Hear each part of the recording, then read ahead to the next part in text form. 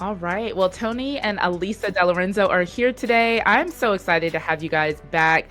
For those of you who might be new to the podcast, maybe this is your first time ever listening. Maybe this is the first time you've heard about Tony and Alisa, which I don't know how that could be possible. But I just want to kind of give you a little bit of backstory of who they are and really just kind of share a little personal testimony of what they've meant to my life and to this podcast. So Tony and Alisa host the top marriage podcast, One Extraordinary Marriage. You've probably heard of it. And they're also the co-authors of the Amazon bestsellers, The 6 Pillars of Intimacy and the 7 Days of Sex Challenge. They've been on the marriage coaching scene since 2010, but over the course of their 28-year marriage, they have actually been living this message authentically. The same message that they live is the message that they teach. And they've been sharing this with couples that a powerful blend of sex, love, and commitment is actually what forms the foundation and the glue of an extraordinary marriage. They are sought after speakers, they're workshop facilitators, and I'm really honored to have them back on the podcast today to help us with our sexual intimacy. You all know that we are in this intimacy series, and you know that we were going to talk about sexual intimacy, and I could not think of a better couple to have, better guides really to have to talk about sexual intimacy than the DiLorenzos. So Tony and Alisa, welcome back to the show. Thank you for having us. We're thrilled to be back. Yeah, thank you so much, Dana. It's truly an honor and a blessing. Yeah, you guys have really blessed me. Y'all were back on episode 9, back when the podcast used to be called Real Relationship Talk. And I think back then I had maybe 200 downloads, or something. It was so small. And, you didn't have to say yes. You could have been like, no. I mean, you don't have to say yes to this one either. But like, I was so new. And, you really believed in this show and you said yes to someone who was just starting out. And you've been podcasting now for over 15 years and your show is amazing. I listen to it all the time. I remember I found you all because I was in a hotel. Sean and I had gone off for like a little staycation, or it wasn't a staycation. We were in Aruba, so it wasn't a staycation. It was a real vacation. That's where you live, and then it is a staycation. Yeah, and we all want to come visit you. Yes. So, yeah, no. We don't live there. But I was in a hotel room in Aruba, and I was writing out like the goals that I had for my marriage, and I wrote down like I want an extraordinary marriage. And so as I just started like writing in my little journal, like what an extraordinary marriage might look like, somehow I stumbled upon your podcast. And so I was like, probably, I'm sure Google was like reading my thoughts. And so One Extraordinary Marriage came up and I just started devouring it. And I was like, these people, and this was years before I ever thought about starting a podcast. And I was like, these people are the real deal. Like they're authentic with their story. They have been through some stuff like in their life. Like God bless all the couples that like do coaching and they've had a perfect marriage all the time. But like, that's not my story. That's not y'all's story. And so I just really appreciated your authenticity and the fact that you are so open with not only your expertise, but the struggles that you all have experienced in your own marriage. Well, thank you. And it's, it's just awesome. I just want to talk about coming onto your show on episode 9. And I think one of the things that Alisa and I have realized, and we've been at this, like you said, for 15 plus years, we have we recorded episode 875 this week, Wow. But one of the things that we always wanted to do was encourage others who wanted to impact marriages, because the more of us that are out there spreading the word and sharing, the more we're going to have impact. And so, we didn't have to, and yet we wanted to, because we knew, every seed we plant, look where you are now. And had we not done that, then I'm not saying we made a difference, but had we not done that, then, trajectories change, and we've seen a lot of folks come and go. So for us to see you here still going is truly awesome.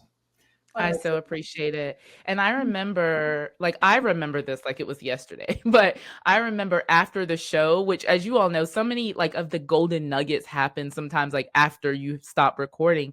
But after we stopped recording, you guys stayed on and like continued to encourage me. And one of the things, I don't remember which one of you said it, but you were like, don't feel like you have to do interviews all the time. Because at that point, I think I had done, it was 9 episodes, but I think like 7 of the 9 episodes were interviews. And that really meant a lot to me, because when you're new at something, you almost feel like I don't really have a lot of value to give. I don't really know if people are going to want to listen to me. And that really made me stop and think, wait a minute, like if I've been called to do this, I need to trust that God has called me to this and he's going to equip me to do what he's called me to do. And so I was like, you know what? You're right. I don't have to do interviews all the time. So I very rarely do interviews now. We've been doing more interviews as of late, especially for this intimacy series. But I find that like our listeners, they just want to hear from me, or they love when Sean comes on because he's not a podcaster at all. So he like does all the inappropriate things. And so it's funny. But yeah, anyway, I could go on and on and on about how grateful I am for you all, but you have done so much good in the marriage space. And I love the fact that you're Christian marriage coaches, but so many people of different faiths or people who have no faith, you know your analytics way better than I do, of course, but like tell me about how your reach has really just maybe blown your mind, that even though you're very vocal about your faith, you've been able to attract so many people to your message. Hey there, Dana Shay breaking into the episode real quick to ask you, have you already subscribed to this channel? If not, why not? I know that you love what you see, so be sure to go ahead and subscribe to this YouTube channel right now. And while you're at it, turn those notifications on so that you can be notified every time I release a new video or short. So welcome to the community. Let's get back into the episode. Well, I think, Dana, you hit on a couple of things. One is people are craving authenticity. And they want that behind the scenes look at what is marriage, whatever is being shown on Instagram or TikTok or wherever you're getting your marriage information. If it looks perfect all the time, that's only going to carry you so far. And, I remember early days of the podcast getting emails from, different countries in Africa. I remember the first one that came in from Australia. I remember people reaching out from Alaska. And I remember Tony and I looking at each other going, how in the world are they finding us? Yeah. And even in those early days, and it's continued for the last 15 years of the podcast, we had a commitment to be open, honest, and transparent. And I really think that regardless of faith, people have such a hunger to know how to do marriage open, honest, and transparently.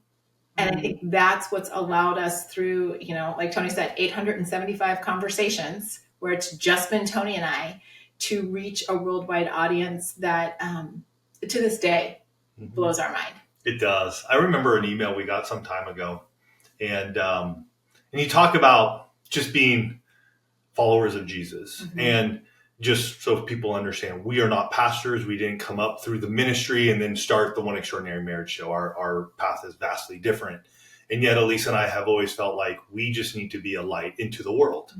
More of a Paul than a Peter in the early days and for most of the podcast. And that's changed a little bit over the years. And yet I remember getting an email from somebody, and it starts out as, I'm an atheist. Like, right on, rock on. Like, okay. I'm not here to judge you. I'm here to impact your life. And then it went on to go, listening to you guys has made me question where I am in my spiritual walk. And went on to say how we have impacted his life and how he has come to Christ. And it's just sort of like, wow. Like two folks who didn't think they had much to say 16, 17 years ago to be in that spot and hear that over and over again. It's just taking a step of faith, and all of us can do it. It's just we were willing to continue when times were bleak and times were tough and you didn't get those messages. Those aren't messages you get every day. Right. But when you get them, you hold on to them and know that God has something ahead, and you just keep going and keep pressing forward. Yeah, that's awesome. I love that so much. You never know the seeds that you're planting. I want to go back because what you said, Tony, reminds me of like your early days before your podcast ever began. You all were inspired by another couple. I think, if correct me if I'm wrong, but you had heard someone talk about the 60-day sex challenge that they had done. And so that encouraged you to not only do it for yourselves, but then to teach your church, like in a small group. So tell us about, first of all, what is the 60-day sex challenge? How did it transform your marriage? And how did that end up being like a launching pad to One Extraordinary Marriage? So, here we are, just a little, context. It's 2008. We've got two young children, a 2 and a 5-year-old, and we are leading a small group at our church. And Tony calls me one day and says, he's at work. He calls me, I'm at home with the kids, and says, we should do a small group study on sex. Because it is one of the topics, and we have been followers of Jesus now for 25 years. It is one of the topics back then and still today that many churches shy away from. Right. And so back in 2008, we'd been married at 11 years at that point in time. We had 2 young children, but I felt like we need to have this discussion amongst Christians. Like, let's bring this in. So I was like, we need to have this conversation. Which was, I think, rather ironic because where we were in our marriage, we weren't having sex. And so as we're preparing for the study, Tony finds a book, Intimacy Ignited, to use as our curriculum for that. And then as we're preparing for it, we watched this clip. I don't know if it was the Today Show or Good Morning America, but they were doing this clip on 2 couples that had done sex challenges. Now, one couple, the wife had given her husband for his 40th birthday a year of sex. They never actually say how many days that was for them, but that was his 40th birthday present. And then the other couple, they went 101 days straight, and their book is all about documenting like every day. So it's pretty substantiated that they went 101 days. At this point in time, too, in our marriage, we're 11 years in. Mm-hmm. And really, as Alisa said, we were sexually dysfunctional as a marriage. That was one of the many pillars of intimacy that was dysfunctional and had cracks in it. So tell us why. Like, you're 11 years in. I know you've got like the toddlers. Was that like just because you had small kids, or was there something wrong in the marriage that made you all be essentially a sexless marriage at that point? Such a good question. Yeah, great question. I think we had some good wins in our marriage. I think, yes, young children is a difficult season for married couples. You add young children, we'd struggled, pornography had been a factor in our marriage. So you've got young children, you've got pornography, I had started a business 4 years earlier, and a lot of my attention was, how do I build my business and support my family? And then 2 years after our oldest was born, we lost a child. I think at that point in time, you're like 8, 9 years in. I think we are still holding a lot of that. I think both of us didn't get the proper and needed professional help to overcome that loss. And I think and that was 2 years prior to our son, or 2 years after our first was born, and we were still holding on to that. So you're talking, that's probably 4 years at that point. Yeah. So you have grief, you have pornography addiction, you have young children, you have just the obligations of doing life. And, most of us aren't raised in families where talking about, emotional challenges, sexual challenges, financial challenges are something that we witnessed. Right. Or even got any type of teaching on. So you get married, and what are you supposed to do? You're supposed to somehow happily ever after your way to 50 years until death do us part. And that's where so many couples run into these challenges of, well, where's my fairy tale? Like, this is a lot harder. I don't have these skills. And I think we really found ourselves at a place where it was glaringly obvious to us that we didn't have the skills. And if you go back, what is that now? 18 years, marriage counseling, marriage coaching, marriage therapy, those things were not being talked about. They had not been normalized the way they are today. And so it was just like, well, power through or get a divorce. Yeah. And that's where we were. We really had 3 decisions, I felt like, at the time, and I think Alisa would agree, is one, we get a divorce now and we just move on. Yes, we were about to lead a small group study and have fun, and we're going to talk about, the Song of Solomon, and we're going to go into it. But really, I think it was like, do we get a divorce now? Do we wait till our youngest turns 18 and then get a divorce? Or do we get radical? And I think in my head, I was like, let's get radical. So we're watching this show. We're going to do this 8-week study. And in my mind, I'm like, I'm the optimist, Dana. I'm like, something's good going to happen. I remember just looking at Alisa, and I'm like, boom, boom, boom, 60 days. I turn to her and just look at her and go, we're doing this small group study. Why don't we do our own 60-day sex challenge? No.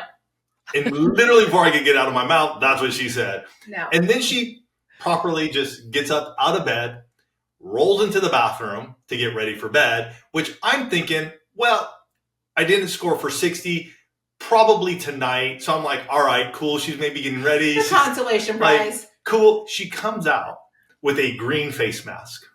Like, Oh my.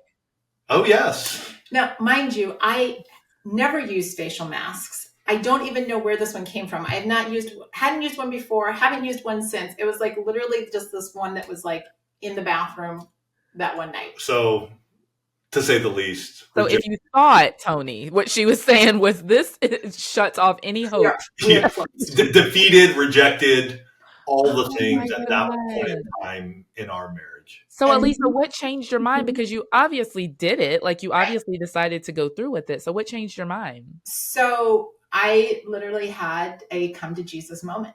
The next day I was standing in the garage with a basket full of laundry because our washer and dryer were in our garage. And I heard the voice of God say, if you're not willing to try, your marriage is over. Wow. He's not asking for anything crazy. He's asking you to put the marriage first. And I start wrestling with God, and it's pretty well documented in the Bible that when you wrestle with God, you don't win, right? So I did not win. I did not get my way. Tony comes home from work, and I say I'm in. And to my shock, I mean, I was already on to the next thing. I'm like, what's next? Like, and she's like, let's do it. And I'm like, do what? And she's like, no, let's do the challenge. And that's when I was like, oh shoot, what did I do? There is a God in heaven. Yes. Like, what are we doing? And so we started, we came up with 3 things that we said, hey, if we're either traveling sick or Lisa's on her period, we're not going to have sex during those times. And then we were going to be open, honest, and transparent with our small group and just let them know this is what we're doing. Yeah, there were more accountability than participants. Right. We're like, you don't have to do any of this. Like, we're just doing it for us. And so we ended up completing 40 out of 60 days. And what we realized, the sexual intimacy is what brought us together every day. And yet the emotional intimacy, the physical intimacy, the spiritual intimacy were these parts that were being honed and were bringing us closer together. And so that's where it really all started. And then one of the participants, one of the couples in the group told our small group director at the church. And so she found out, who told our family and marriage pastors, and they said, hey, you need to speak at our next marriage getaway. And we're like, what? No, us? Like, well, who are we? Like, who are we? We're just Tony and Alisa, and we're just living our lives. They're like, no, we need you to speak about it. So we spoke about it. And we're like, cool, we did our thing. And people were asking what's next. And literally we put it on the shelf for another year until God was like, it's time. It's time for you to do something. And that's when, we started. It catches me at times because it's like, I didn't want to do this. Elisa didn't want to do this. This wasn't like, ooh, we need to go. No, we took a step of faith. Yeah. And literally we started podcasting 15 and a half years ago when nobody knew what a podcast was. Or where to find it. And we just were obedient even when we didn't know what was next. And I think we're blessed to be able to be in this position now to encourage and bring hope to couples. And not to say to do a 60-day sex challenge. That's not what it's about. Yeah. It's about being intentional and taking action in your marriage and looking at your 6 pillars of intimacy and strengthening them. And being obedient to whatever the thing is. I think that is such a powerful lesson. And maybe you're listening to this podcast right now and there's something that God has spoken to you, and maybe your spouse has been asking you to do something. You're like, no, I'm not doing that. I'm putting it off. Like Alisa did. Like, no, absolutely not. But the fact that you, first of all, Alisa, were humble enough to listen to the voice of God, because we hear the voice of God all the time, doesn't mean we always listen.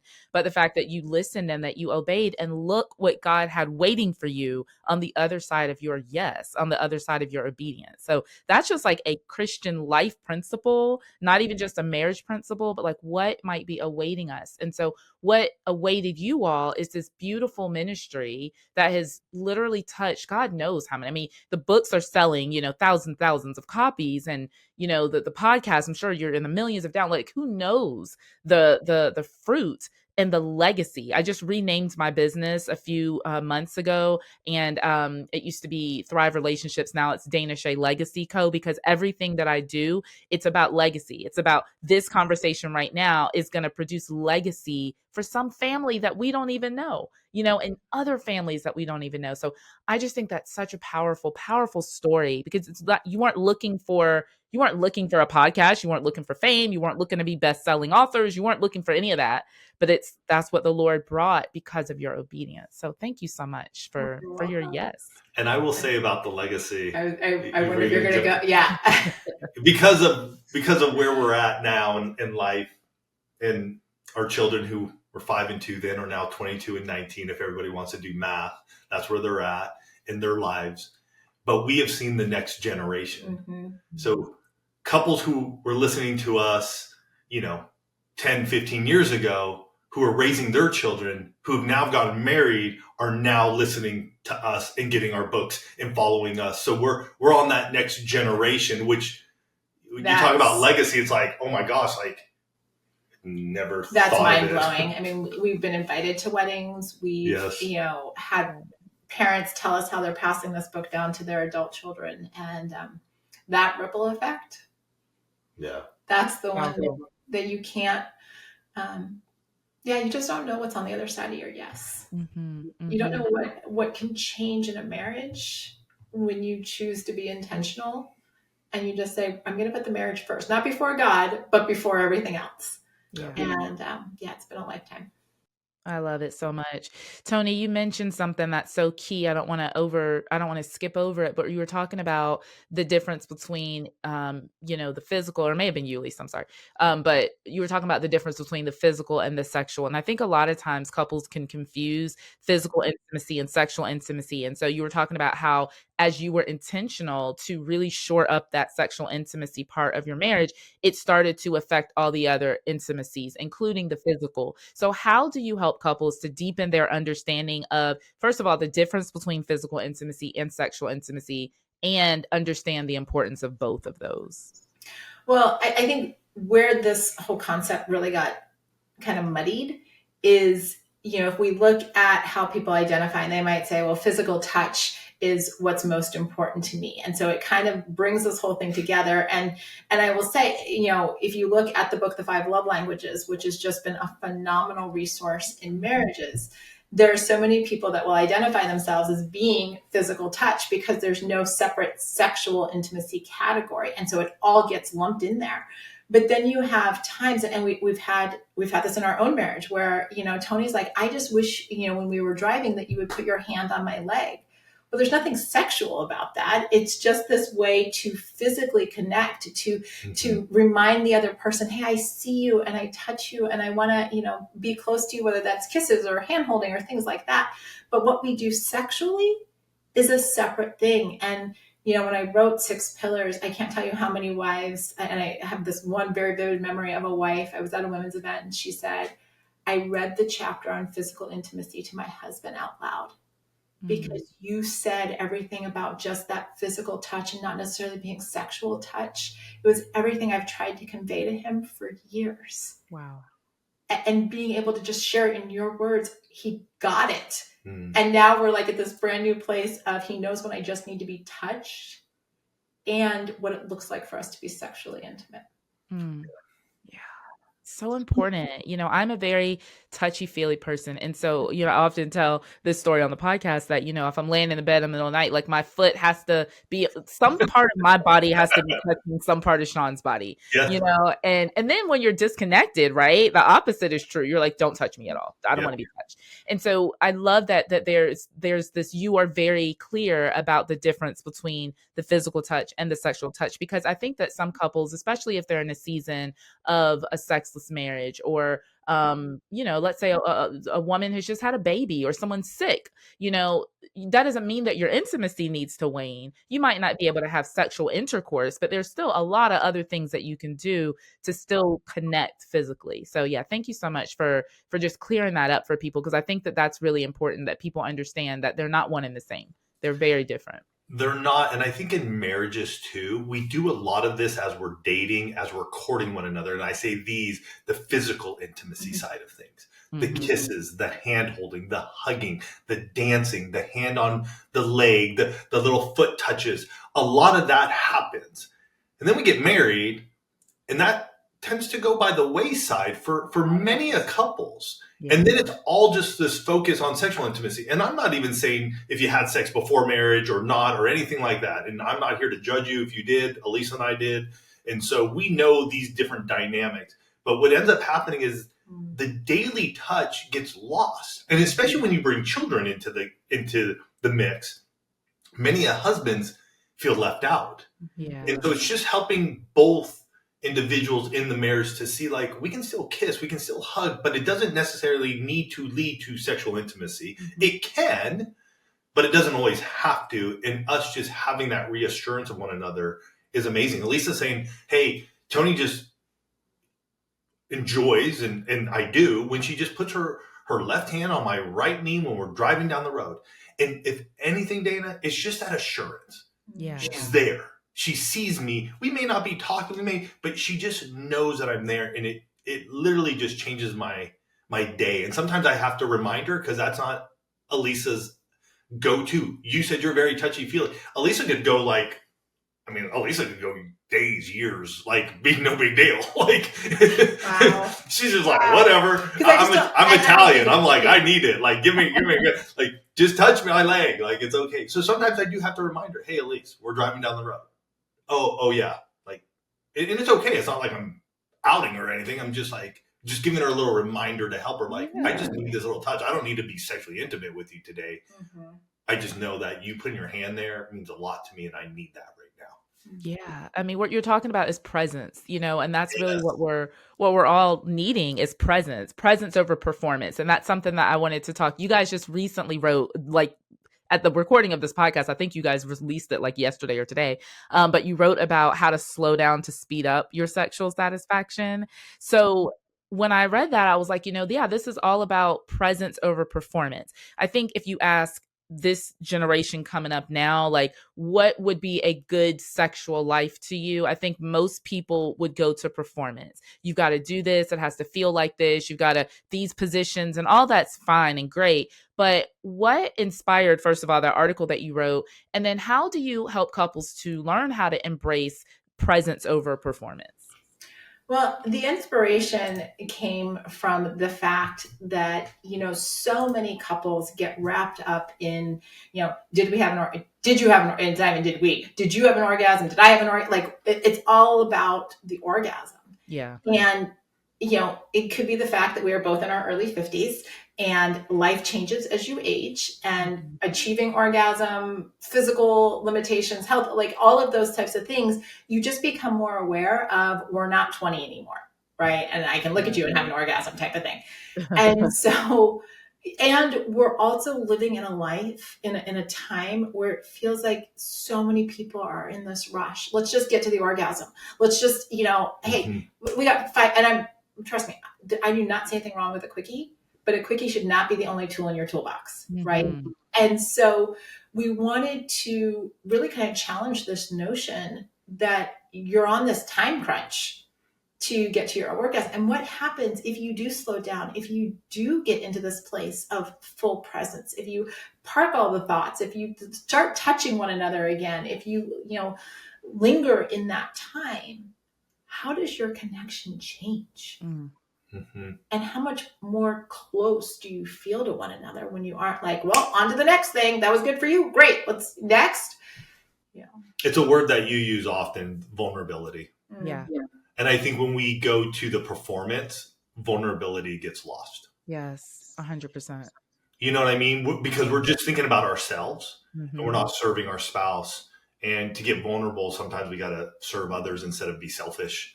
And that's tough when it comes to our sexual intimacy, because we're in it for our own gain at times. Like, hey, I want to ejaculate. I want to have a great experience.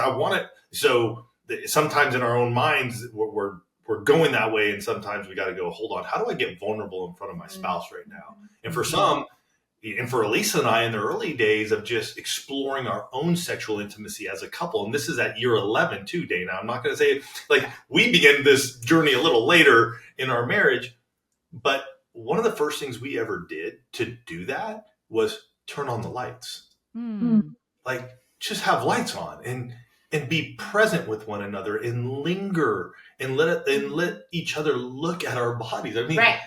it was.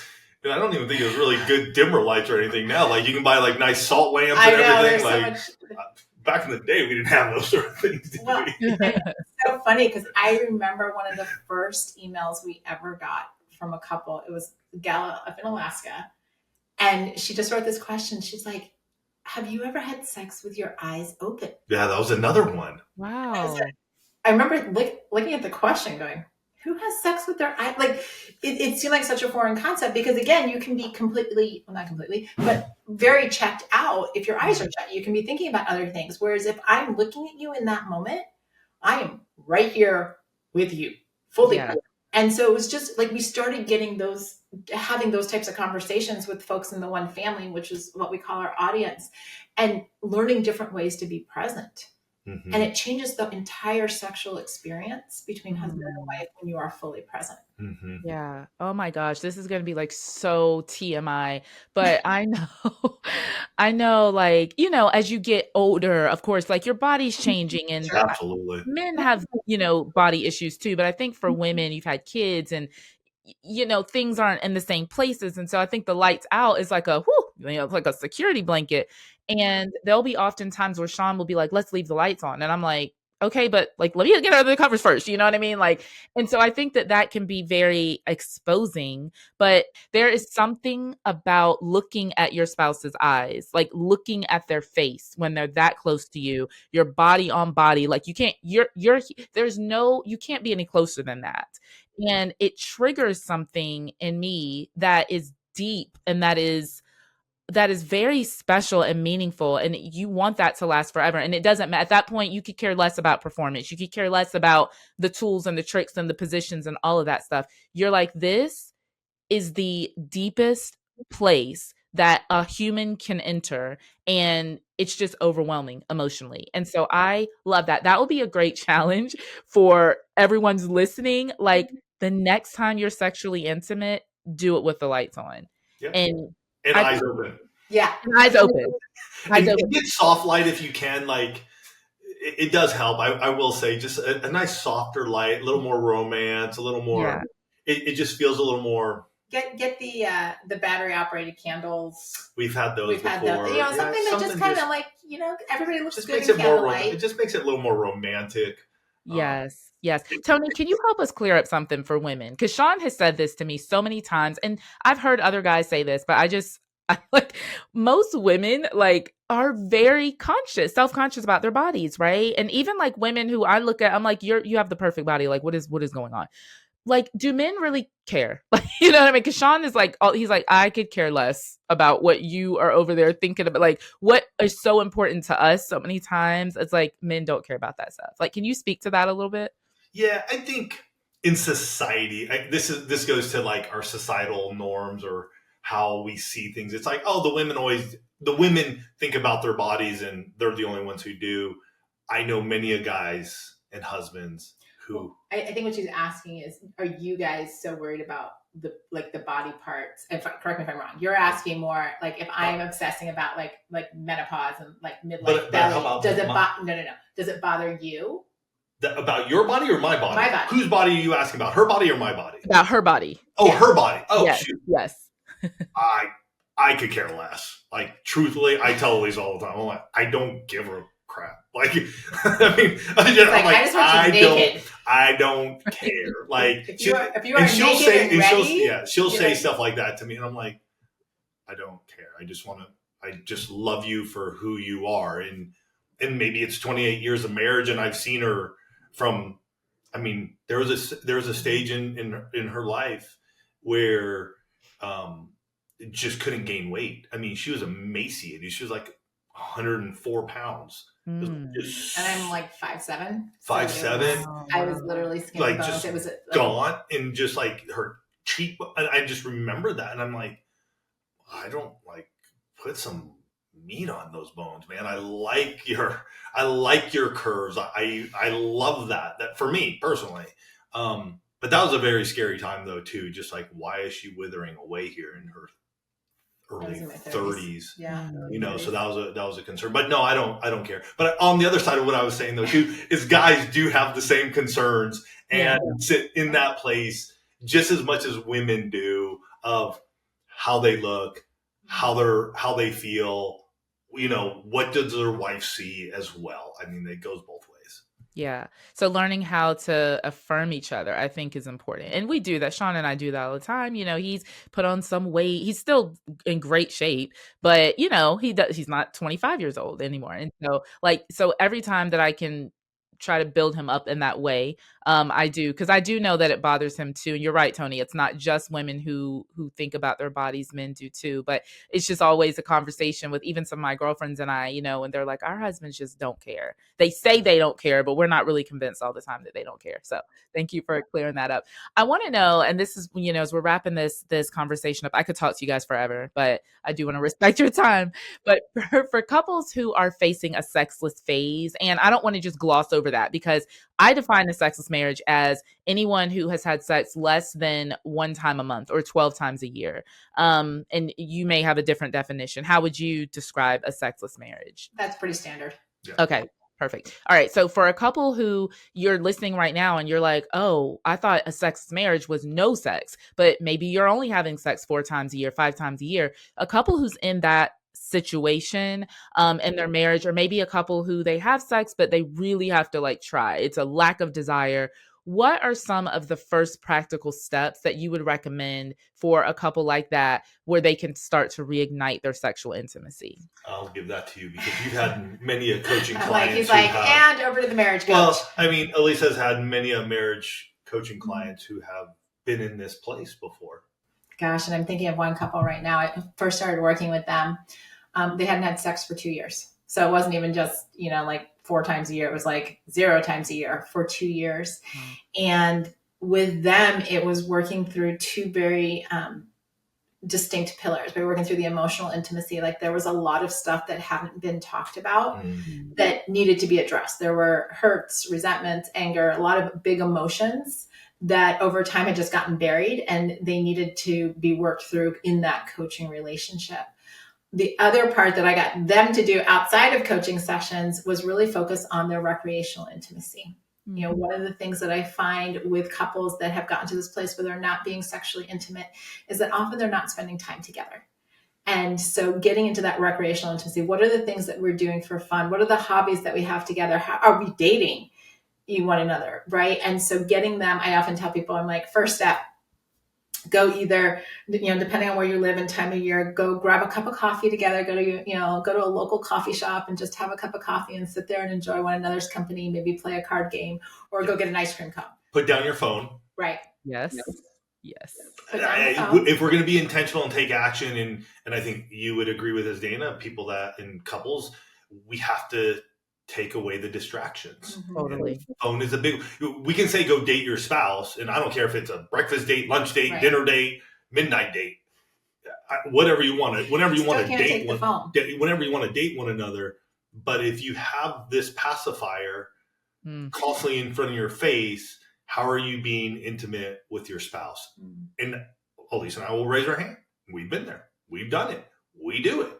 So when she says that, it is, and you need to be intentional. If you're in this sexless phase and you need to really strengthen that recreational intimacy pillar, which is the fun pillar, we have to change some habits so we can feel close and connected again. Mm-hmm. Yeah. And so working on the emotional connection, you know, very likely with a coach or a therapist, because you're going to need some help working through those conversations that haven't happened, doing the recreational intimacy, having fun, which often gives opportunities for the physical intimacy, right? That non-sexual touch, because maybe you're hiking together and, you know, he puts his hand on her back, or you're out for a walk and you grab one another's hand, or there's, you know, a lingering kiss when you leave.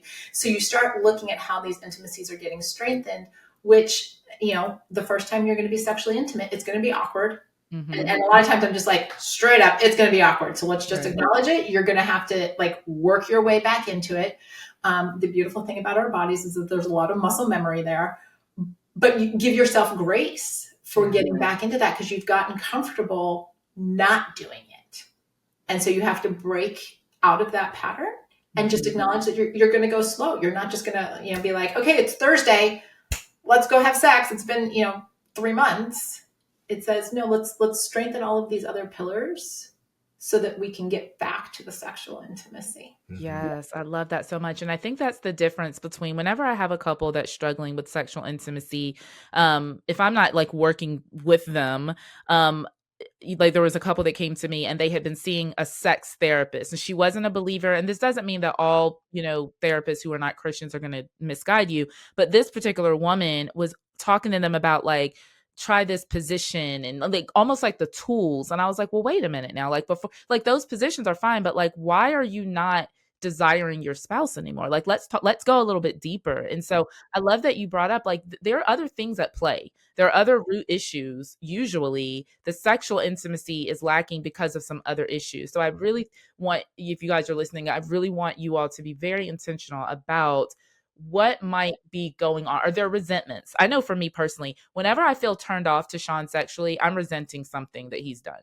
I have unforgiveness. I haven't brought up something. There's something going on that there is a blockage. And if I'm honest, I'm like, okay, I'm still carrying that resentment for the thing that he did 2 weeks ago. Or maybe the last time we had sex, something was done that, and I didn't speak up about it. So it's usually on me if I'm the one that is feeling the lack of the desire to say, okay, let me figure out what's going on in me and let me have those conversations. And Alisa, you're so right. Not only is the sexual intimacy part awkward, but even the conversations can be really awkward because, as you mentioned earlier, most of us were not raised in families or churches where these conversations are just floating around all the time. People feel very open, just kind of wide open and very exposed to even have conversations about sex, which is again why I love your podcast so much, because you normalize everything. There's an episode you guys did about cleaning up after sex. I'm like, my God, I've never heard anybody Well, we got to talk about it because that's a real thing, and it's just like, what do you do after? And it's wonderful because some people are like, who cares? Like, right. I don't need a towel. I don't need paper towels, tissue. Like they're like, I don't care. Like, and they're just like, we're gonna just linger in this. Which is mind-boggling to me because Alisa like get that. I'm over here like trying to keep my drink straight. Like she's like, I don't need to be dripping all over the place. Like, let's get this towel going. So from my perspective, I'm like, well, that's the way it is. And then you hear from the one family, and it's all over the place. But it's a conversation we need to have because if your wife says, well, I need a towel and I need to get up and clean real quick, and you as a husband feel like, but I just want to bask in that. I want to just hold you. You can feel frustrated at that point in time. And so let's have the conversation. So yeah, we love this. I haven't thought about that one. May have to do one on that one again. Like, hey, yeah, that was a couple of years ago, but I never forgot it. Well, listen, you all are amazing. You are literally the OGs. You're exactly right. 15 years ago, no one was really podcasting, and your show has meant so much to me and to my listenership. I have clients who will say, I was listening to the One Extraordinary Man. I'm like, I know them. So, so thank you all so very much. I want everyone listening to get a copy of this book. Obviously, it's available on Amazon. What else do you have? Like, where would you recommend if people want to learn more about you? Do you send them to the podcast? Do you send them to the website? Or you just like go to Amazon and get the book? You know what? Let's do this. If you want to find out what your strongest pillar is, we have a free quiz that you can take. Perfect. So go to oneextraordinarymarriage.com/quiz, and you'll be able to take our 6 pillars of intimacy quiz and find out which pillar is the strongest. And then you can take it from there, because Alisa and I are all about like, where do you have strength and how then do you take that strength and take it into your other pillars of intimacy? So go take the 6 pillars of intimacy quiz, go to oneextraordinarymarriage.com/quiz. Awesome. Thank you guys so much for being here. I'm so grateful for this conversation. It meant a lot.